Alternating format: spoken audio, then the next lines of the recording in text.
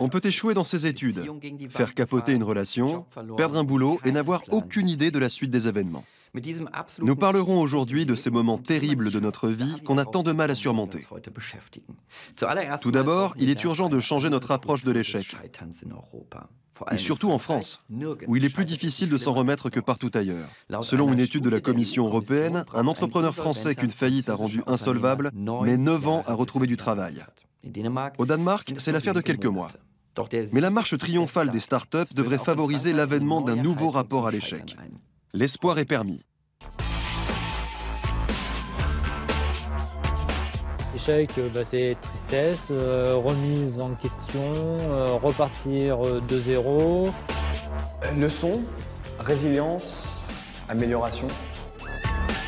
Elle comme loser. 2 générations de ratés français. Sébastien Branchu, 42 ans, a perdu presque 10 ans à cause de la faillite de ses PME. Hugo Amselem, 27 ans, ex-créateur de start-up, a connu des échecs fructueux qui ont lancé sa carrière. Paris-Montparnasse. Ce magasin de vélos électriques était auparavant le siège d'une chaîne de vidéoclubs dont Sébastien Branchu gérait 3 filiales. Toutes 3 ont fait faillite, à la suite de quoi il a traversé une phase très difficile. C'est des moments très difficiles à vivre. C'est sûr que c'est des moments où on est face à soi-même.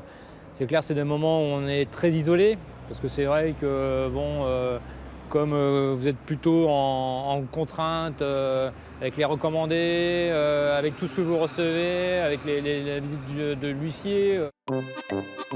La banqueroute des vidéoclubs de Sébastien est directement liée au développement du net. Vers 2005, les films deviennent disponibles en ligne et très vite, les gens cessent de louer des DVD. Chute du chiffre d'affaires, insolvabilité, Sébastien licencie son personnel. À 35 ans, il retourne vivre chez ses parents et se remet à envoyer des lettres de candidature. J'avais postulé à des jobs de vendeur de téléphone dans l'entreprise de téléphonie. J'ai même pas été reçu. J'ai même pas été reçu, alors que j'avais quand même une grosse dizaine d'années d'expérience en tant que vendeur. Un bar rempli de losers. Ils ont formé un groupe d'entraide baptisé After Fail, après l'échec. Ce sont des entrepreneurs issus de l'économie traditionnelle et ils parlent ouvertement de leur faillite.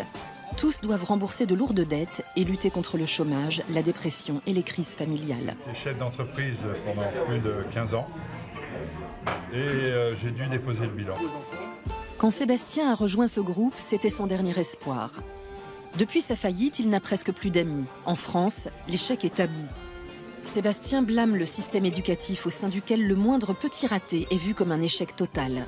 Les mauvais élèves, dans les années 50, on leur mettait le bonnet d'âne et ils faisaient le tour de l'école avec le bonnet d'âne et c'était l'humiliation. Voilà, c'est vrai que je trouve que l'entrepreneur, quand il a échoué, on le met un peu dans cette situation-là.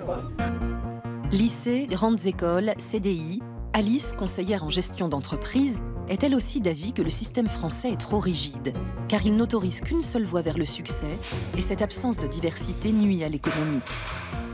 Cette peur de l'échec, c'est aussi une peur de lâcher prise, c'est une peur de perte de contrôle, et donc ça va à l'encontre de la création d'un cadre, d'un contexte favorable à l'émergence de ces nouvelles start-up, de ces nouvelles innovations. Pour s'en défaire, il n'y a qu'une seule solution, c'est d'expérimenter énormément l'échec, justement. Et plus on expérimente l'échec, et moins l'échec nous fait mal.